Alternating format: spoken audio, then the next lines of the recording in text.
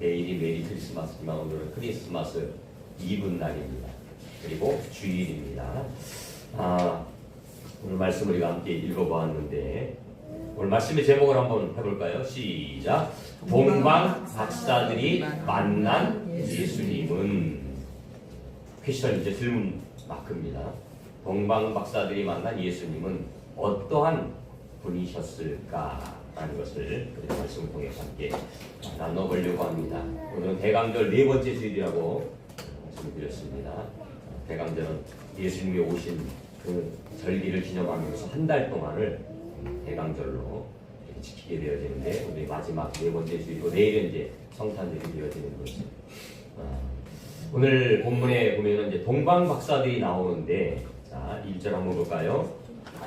1절 한번 보세요. 헤롯 왕 때에 예수께서 유대 베들레헴에서 나심에 동방으로부터 박사들이 예루살렘에 이르러 말하되 유대인으로 왕을 나신 이가 어디 계시냐? 우리가 동방에서 그의 별을 보고 그에게 경배하러 왔노라.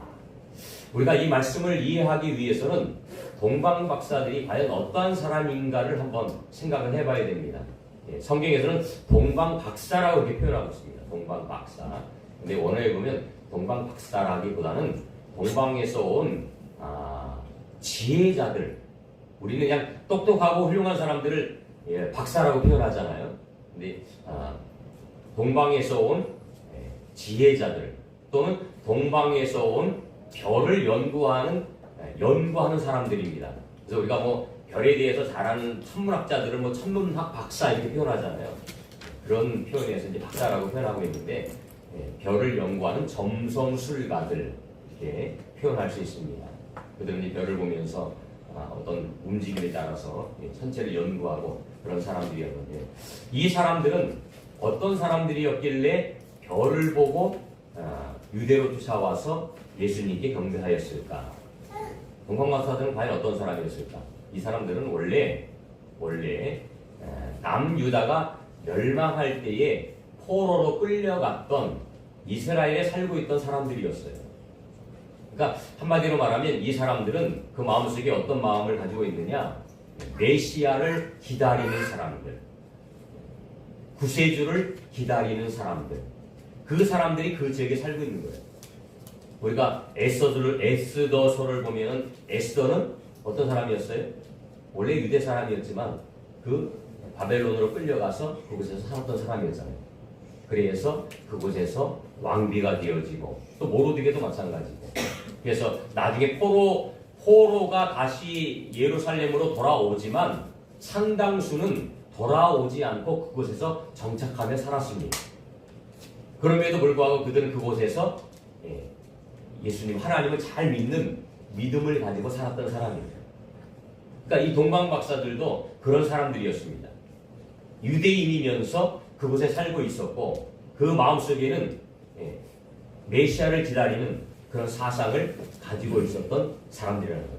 아니, 하나님 알지 못하는 사람들이, 하나님 믿지 않는 사람들이 왜 예수님이 태어났다고 그곳에 경배하러 오겠어요?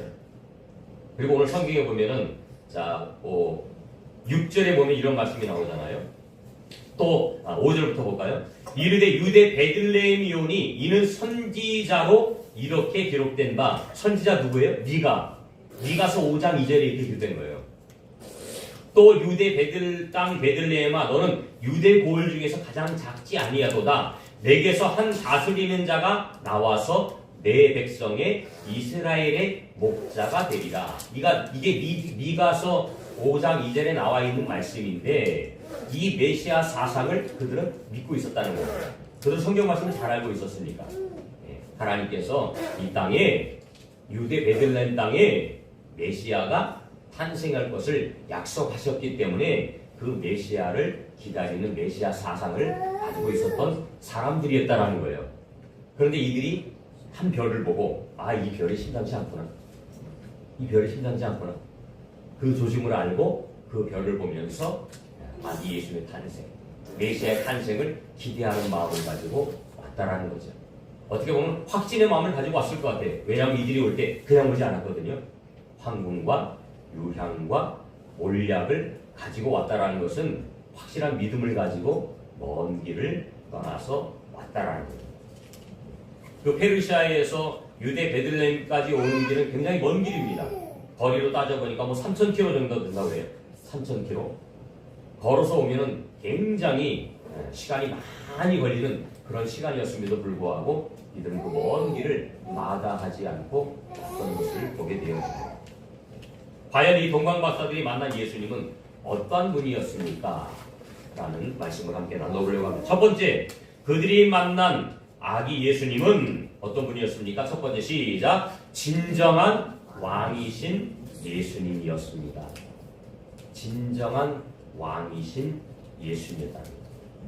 2절을 보니까 이렇게 표현하죠. 그들이 유대인의 왕으로 나신 이가 어디 계시냐. 유대인의 왕으로 나신 이가 어디 계시냐. 아담의 원죄로 말미암아 태어난 모든 사람 다 뭐예요? 죄인입니다. 모든 사람 다 죄인으로 살았습니다. 그래서 사단의 지배를 받으면서 살아갈 수밖에 없는 존재라는 거예요. 근데 그 죄를 해결하기 위해서 아기 예수님이 이 땅에 오셨다는 거예요. 그리고 그 예수님은 십자가를 통해서 우리 모든 죄를 사하셨고 죽은 지 3일 만에 부활하셨다. 부활사건 제가 말씀드렸죠. 부활은요, 사단보다 사단의 권세를 이길 수 있는 분이 바로 예수님이라는 사실이에요. 진정한 왕이라는 거죠. 사탄 마귀가 이 세상에 왕노릇하고 있지만 그 사단의 마귀의 권세를 깨뜨릴 수 있는 분은 바로 예수님이라는 사실을 우리에게 분명하게 말씀하고 있습니다. 그래서 우리가 성탄의 기쁨이 너무너무 놀라운 사건입니다. 온 인류를 구원하기 위해서 이 땅에 오신 그 예수님. 그러니까 그 예수님을 축하하고 기뻐하는 거죠. 그러니까 찬송가죠. 노엘. 노엘 보니까 프랑스에서는 그 성탄절을 노엘이라고 부른다고. 노엘. 그게 아마 이게 찬송가에 다 이렇게 표현한 거예요. 스페인에서는 나비다 뭐 이런 표현하고. 그게 예수님의 기쁨을 찬양합니다. 저와 여러분도 마찬가지죠. 우리 마음속에 진정한 성탄의 기쁨이 있어야 됩니다. 이 성탄의 기쁨이 없으면 우리의 믿음은 헛것이 될 수 있다는 겁니다. 이 성탄의 기쁨이 너무너무 우리 마음속에서 넘쳐나요. 세상에 왕노릇하고 있는 그 사단의 마귀의 권세를 깨뜨리기 위해서 예수님 땅에 오시고 진정한 왕이 되신 그 예수님을 기뻐하는 것입니다. 이제 우리는 그 예수님의 자녀가 되었습니다. 그 예수님의 은혜 속에 살아간다는 것. 그래서 우리의 믿음이 새로워지고 우리의 신앙이 날마다 새로워지고 날마다 감사가 고백되어지고. 그러니까 사단의 권세는요, 한시적인 거예요. 일시적인 것입니다. 영원하지 않아요. 그 사단의 권세도 욥기서에 보니까 하나님께서 주신 거라고 했어요. 하나님께서 주신 것입니다. 그러니까 이 세상에 살아가면서 악한 세력, 그러니까 고난당한 거 있잖아요. 악한 세력, 그 나쁜 일들을 당할 때에 그 일들을 하나님이 사단을 통해서 주시는 건데 왜 주시는 거냐? 우리의 믿음을 한 단계 성장시키기 위해서. 고난 없이 믿음 성장하지 않습니다. 욥도요, 그런 고난을 통해서 자기 믿음이 한 단계 업그레이드 되는, 그리고 나중에는 2배의 축복을 받는 그런 모습을 보게 되는 거예요. 욥이 고백하잖아요. 내가 이 고난을 통과하면 순금같이 될 것이다. 정금같이 될 것이다. 고난 속에서 우리 더 단단해지는 거예요. 단단해지는 거예요. 근데 그 모든 것들은 다 하나님의 허락하에서, 하나님의 통치하에서 이루어진다는 사실이에요. 근데 하나님의 역사를 바라보지 못하면 말만 보는 거예요. 사단만 보게 되어지는 거예요. 근데 사단의 권세에서 헤어나는 거예요. 근데 우리는 그 사단의 권세까지도 통치하시는 분은 누구다? 하나님이시다. 아멘. 예수님이시다. 아멘. 그분이 영원한 왕이시다. 아멘. 우리의 진정한 왕은 바로 예수님입니다. 아멘. 예수님 한 분밖에 없습니다. 그분이 우리를 구원하십니다. 우리에게 참된 자유와 참된 기쁨과 참된 평강을 주십니다. 이사야에서 보니까 평강의 왕, 모사라 전능의 평강의 왕이다. 그 말씀 고백합니다. 우리 삶의 진정한 왕은 바로 예수님입니다. 아멘. 사단도 아니고 내 자신도 아니에요. 내 자신도 아니에요. 우리 절제 하나님의 내려오는 거예요. 진정한 왕은 예수님 한 분이에요. 근데 동방 박사들은 그 사실을 고백하는 거예요.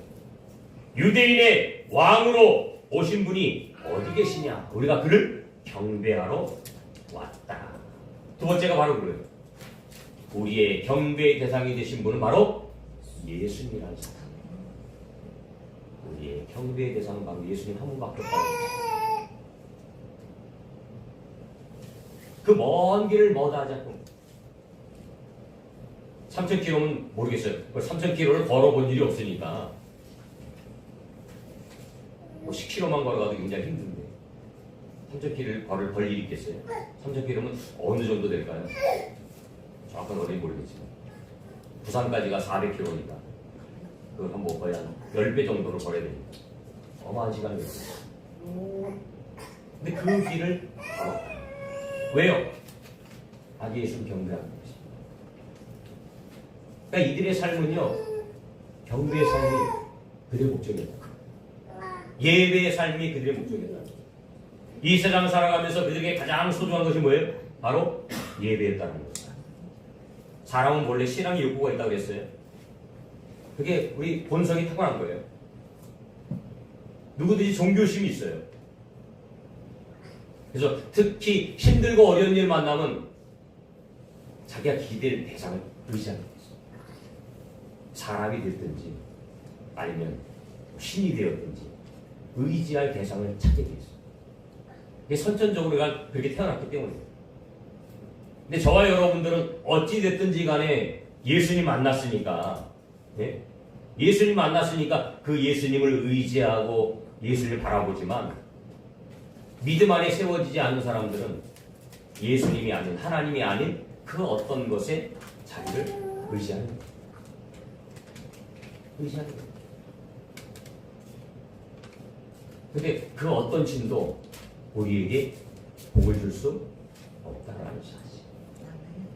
돌로 만들고 흙으로 만들고 쇠로 녹여 만든 그 우상이 어떻게 복을 줄 수 있겠냐는 거예요. 없다라는 거예요. 이사야는 분명히 말하지. 없다라는 거예요. 다 헛것이라는 거예요. 죽은 것이라는 거예요. 생명력이 없다는 거예요. 오직 하나님만이 우리에게 경배를 받을 대상이고 그분만이 우리를 축복할 수 있는 분이라는 사실을 우리에게 말하고 있습니다. 근데 사단은 계속 만들어요. 어저께인가 그저께인가 제가 제 방송을 잠깐 보니까 그 허경영에 대해서 이제 방송국에서 이렇게 한 내용이 잠깐 나오더라고요. 그러니까 허경영도 처음부터 자기가 신은 아니었을 거예요. 강연하고 이러면서요 사람들이 막 쫓아다녔어요. 사람들이 쫓아다니고 이러다 보니까 어느 순간에 자기가 신이 되더라고요. 옹호하는 세력들이 있으니까 그런 것 같아요. 그래서 뭐 어떤 뭐 명패를 뭐 해주는데 명패를 하나 하면 그게 뭐 천국 가는 뭐 입장권이라 어쨌거나 몇백만 원씩 받고 그걸 해주더라고요. 그런데 거기를 쫓아다니는 사람들이 있어요. 있어요. 우리들 볼 땐 너무 참 말도 안 되는 얘기고 그 썩은 우유를 가져다 놨다가 불로유라고 팔아먹고 그 썩으면 썩을수록 더 좋대요 몸에. 근데 그거 먹고 사람들이 막 복통 일으키고 병 일으키고 달걀도 파는데 달걀도 오래된 달걀일수록 더 약효가 좋다고 그 썩은 거를 먹고 있는 거예요. 그게 잘못 이게 한번 영적인 것이 잘못 보이기 시작하면 분별하지 못해요. 참 인간이 제가 볼 때는 인간이 참 똑똑하면서도 어리석은 게 인간이다. 허경영 같은 사람들이 한두 명이에요? 아니 엄청나게 많아요. 제 입에서 정명서 좀 또 이번에 또 뭐 23년인가 몇 년 또 다 선고 받았다고 이야기하고 그런 사람들 비일비재예요. 비일비재. 그러니까 이 미혹의 영이라는 게요. 미혹의 영이라는 게 그렇게 무서운 거예요. 우리가 하나님을 바로 알지 못하고 예수님 바로 알지 못하면 그렇게 한순간에 망가져요. 이단과 사입에 빠진 사람들은요, 망가질 수밖에 없습니다. 가정이 망가지고, 가정이 망가지고, 자기 자신이 망가지고, 뿐만 아니고 자손들도 마찬가지. 저와 여러분들 하나님 안에서, 예수님 안에서 이렇게 신앙생활 할 수 있다는 게 너무너무 감사한 것이죠. 우리가 믿음 안에서 예배할 수 있다는 게 너무너무 감사합니다. 분명히 하나님 우리에게 말씀하셨어요. 창조하신 목적을 뭐라고요? 하나님을 찬양하도록 만들었다. 이 백성은 내가 나를 위하여 지었나니 나를 찬송하게 하려 함이라. 우리를 창조하신 목적은 뭐예요? 하나님을 찬송하도록 만듭니다. 근데 우리 본연의 목적을 잃어버리고 엉뚱한 곳에 가서 복을 빌고 엉뚱한 곳을 향하여서 찬양을 한다면 그게 얼마나 잘못된 삶입니까? 얼마나 불행한 삶입니까? 근데 동방박사들은 하나님의 창조의 목적을 깨닫고 이 땅에 구원자로 오신, 구세주로 오신 그 아기 예수님을 경배하기 위해서 많은 길을 찾아옵니다. 그리고 가장 소중한 것을 가지고 오는 황금과 유향과 몰약을 가지고 너무나 비싼 겁니다. 너무나 소중한 것입니다. 그들에게 있어서는 너무나 값진 것이었어. 그럼에도 불구하고 구원자이신 그 아기 예수님을 향해서 그래서 가져옵니다. 오늘 보면 11절에 보니까 이렇게 말씀하죠. 집에 들어가 아기와 그의 어머니 마리아가 함께 있는 것을 보고 엎드려 아기께 경배하고 보배합을 열어서 황금과 유향과 몰약을 예물로 드렸다.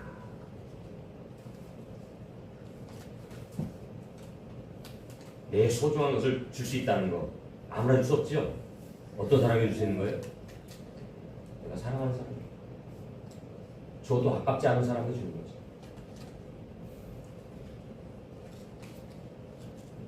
우리는 하나님께 거저받았습니다. 그렇죠? 거저받았어요. 이 세상에 올 때 아무것도 가져온 게 없죠. 또 우리가 이 땅을 떠날 때 아무것도 가져가는 게 없죠. 가져갈 수 있어요? 없어요. 이 세상에서 살면서 우리에게 주어진 것은 다 하나님의 은혜입니다. 그러면 그것을 가지고 하나님의 영광을 위해서, 주님의 영광을 위해서 사용되어지는 것만이 하나님 앞에 우리가 자랑할 수 있고 하나님 앞에 기록될 수 있는 거예요. 내 자신을 위해서 쓴 것은 아무것도 기록되지 않습니다.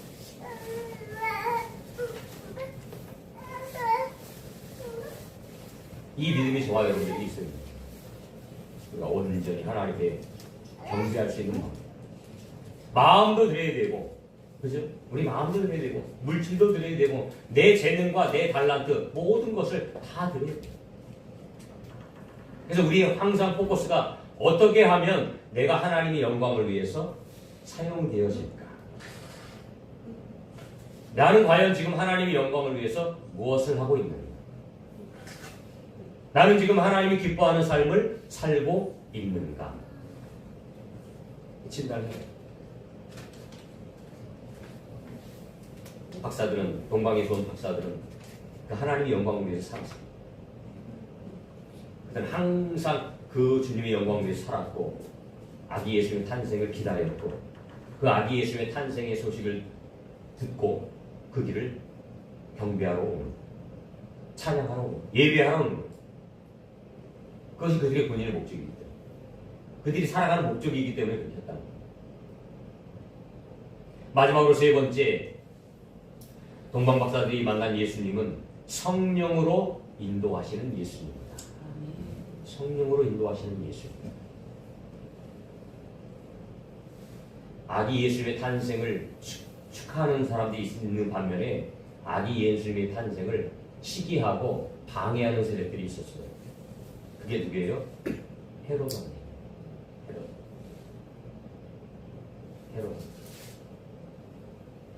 자, 7절에 볼게요. 이에 헤롯이 가만히 박사들을 불러 별에 나타난 때를 자세히 묻고 베들레헴으로 보내며 이르되 가서 아기에 대하여 자세히 알아보고 찾거든 내게 구하여 나도 가서 그에게 경배하게 하라. 헤롯이 동방 박사들을 불러서 이렇게 말했어요. 그런데 헤롯의 마음은 이 마음이 아니지요. 무슨 마음이에요? 그 아기 예수님을 죽이려고 했던 거예요. 죽이려고 했던 거예요. 경배하려고 했던 게 아니에요. 죽이려고 했던 거예요. 나 말고 왕이 또 태어난다고? 그럴 수는 없지. 어떻게 그럴 수 있겠어요? 그래서 9절에 보니까 박사들이 왕의 말을 듣고 갈새 동방에서 보던 그 별이 문득 앞서 인도하여 가다가 아기 있는 곳에 머물러 있는지라 그들이 별을 보고 매우 크게 기뻐하고 기뻐하더라. 아기 집에 들어가서 아기 예수께 경배하고 그다음에 12절입니다. 같이 읽어볼까요? 시작. 그들은 꿈에 헤롯에게로 돌아가지 말라 지시하심을 받아 다른 길로 고국에 돌아가니라. 만약에 꿈에 이 지시를 받지 않았으면 그들은 헤롯 왕에 갔을 거예요. 그리고 아기 예수님이 저 베들레헴에 태어났습니다. 어디에 태어났습니다. 어디 있습니다. 라고 말해 주었다면 문제가 생겼겠죠. 그런데 12절에 보니까 꿈에 헤롯에게로 돌아가지 말라 지시하심을 받았다. 성령의 인도함을 받았다는 거지요. 성령의 인도함을 받았다. 그러니까 헤롯은 사단의 앞잡이죠. 쉽게 얘기하면. 그리스도의 사역을 방해하려고 하는 사단의 앞잡이랍니다. 그래서 13절에 보니 읽지 않았지만 13절에 보니까 그들이 떠난 후에 동방박사들이 떠난 후에 주의 사자가 요셉에게 현몽하여 꿈에 나타나서 이르되 헤롯이 아기를 찾아 뭐 한다고요? 죽이려 하니 일어나 아기와 그의 어머니를 데리고 애국으로 피하여 내가 내게 이르기까지 거기 있으라. 헤롯의 목적은 뭐였다고요? 아기 예수를 죽이려고 했다는 거예요. 하나님의 계획을 방해하려고 했다는 거예요. 아기 예수를 왜 오신 건데요? 구원 사역을 이루기 위해서. 근데 만약에 헤롯이 죽이면 어떻게 돼요? 그 구원 사역이 방해를 받게 되었어요. 헤롯은 어떤 사람이었어요? 그 당시에 그 지역을 다스리는 왕이었잖아요. 왕이면 최고의 권력을 가진 사람이잖아요. 최고의 힘을 가진 사람이잖아요. 그러니까 사단이고 헤롯이 나쁜 게 아니고 헤롯 가운데 역사하는 사단이 나쁜 거죠. 사단이 이렇게 역사한다니까요. 누구를 통해서요? 힘 있는 사람을 통해서, 권력 있는 사람을 통해서 역사한다는 거예요. 그래서 우리가 항상 제가 하는 얘기가 그래요. 세상의 모든 것들을 보면서 이게 사단의 역사인지 하나님의 역사인지 성령의 인도하심인지를 알아볼 수 있어요. 문화 다 좋은 게 아닙니다. 예술 다 좋은 게 아니에요. 문화라는 것을 통해서 예술이라는 것을 통해서 사단의 역사예요. 그걸 분별할 수 있는 영적인 눈이 우리 가운데 있어야 돼요. 바로 가야 돼요. 근데 하나님의 성령의 인도함을 받지 않으면 우리도 그 세상 것에 빠지게 되어 있어요. 성령의 인도함을 받지 않으면 실패의 길을 갈 수밖에 없어요. 이 동방박사들은요 성령의 인도함을 받지 않아요. 왜 그래요? 그만큼 믿음으로 살았기 때문에 그런 거예요. 성령의 역사는 아무에게 나타나나요? 그렇지 않아요. 믿음의 결단을 가지고 살아가는 자들에게 하나님의 성령의 역사가 나타나요. 그리고 성령의 음성에 순종하는 것 이것도 쉽지 않아요. 아무나 순종하나요? 그렇지 않아요. 이게 분명히 성령의 인도하심인 것을 알면서도 내 자아가 죽어지지 않으면 그 성령의 인도하심을 받지 못합니다. 만약에 이 동방박사들이 그 꿈에 지시하는 인도함을 받지 않았다면, 만약에 헤롯 왕에 의해서 예수님이 어디에 태어났다는 걸 말했다면 분명히 문제가 생겼습니다. 근데 그 성령의 인도함을 받았기 때문에 그들도 무사해요. 그 생각을 해봤어요. 이 동방박사들이 예수님이 있는 곳을 알려주었다면 그 헤롯 대왕이 그 동방박사들에게 많은 은금 보화를 주고 보냈을까? 아니면 그 동방박사들을 죽여버렸을까? 그죠? 제 생각엔 후자였을 거예요. 그 사실을 알고 있는 그들도 입을 막아야 되니까, 그죠? 죽여버리지 않았습니다. 근데 성령의 인도함을 받으니까 하나님은 그들을 살리시고, 아기 예수는 당연히 살리셔야죠. 왜? 구원 계획을 이루셔야 되는데. 하나님은요, 하나님의 구속의 역사를 이루기 위해서 하나님은 그때마다 시마다 하나님의 계획대로 이루어가십니다. 근데 아기 예수님의 탄생에 오심, 그 모든 구역 사역을 이루기 위해서 이 동방박사를 통해서 하나님은 그 일들을 이루어가십니다. 아기 예수님의 탄생에 어떤 기쁜 소식을 목자들이 전했던 것처럼 이 동방박사들도 그 아기 예수님의 탄생을 축하하고 그 아기 예수님의 오실 길을 준비하고 예비하고 기뻐하고 또 이들이 돌아가서 뭐라고 했을까요?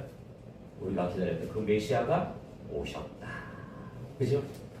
자기가 살고 있는 그 페르시아 가서 하나님이 약속하신 이 성경이 약속하신 그 메시아 그분이 오셨다. 유대 베들레헴 그곳에 오셨다. 말하지 않았을까요?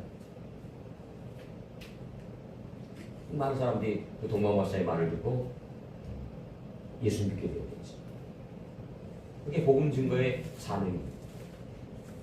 아마 그 동방박사를 통해서 수많은 사람들이 또 예수를 믿지 않았을까 이렇게 생각이 되어져. 성령님이 인도함 받는 게 최고 축복이죠. 요한복음 16장에 보니까 진리의 성령이 오시면 그가 너희를 모든 진리 가운데로 인도하시리라 이렇게 말씀하셨습니다. 그 성령님이 오셨습니다. 그래서 우리를 진리 가운데 인도하시고 저와 여러분들 인도함을 받는 거예요. 지금도 인도함을 받고 있는 거예요. 주님 앞에 서는 그날까지 우리는 인도함을 받는 거예요. 순종하는 자가 인도함을 받을 수 있습니다.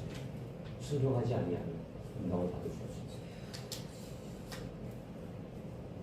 순종하는 것이 제사보다 낫다고 말씀하고 있습니다. 또 2023년도 성탄이 내일로 다가왔고 이 기쁜 소식이 많은 곳에 전해지고 전파되었으면 좋겠습니다. 근데 이단과 사이비들은 계속해서 우리 복음의 사역을 방해하고 있어요. 이슬람이 지금 엄청나게 퍼지고 있다고 그랬잖아요. 이슬람이 엄청나게 확산되고 있습니다. 우리나라에도 이슬람이 엄청나게 들어오고 있어요.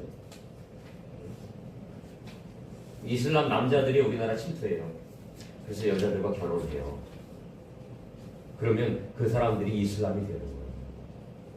근데 이슬람의 특징이 뭔지 아세요? 애를 엄청나게 많이 낳는다는 거예요. 기독교 인구들은 결혼도 잘 안 하고 기독교 사람들은 결혼도 잘 안 하고 자녀들도 적게 낳는데 이슬람들은 아내도 몇 명씩 건드릴 수 있고 법적으로 자녀들도 엄청나게 많이 나니까 기독교인은 점점 줄어들고 이스라엘이나 이슬람 세력들은 엄청나게 늘어나요. 이게 사단의 계획이죠.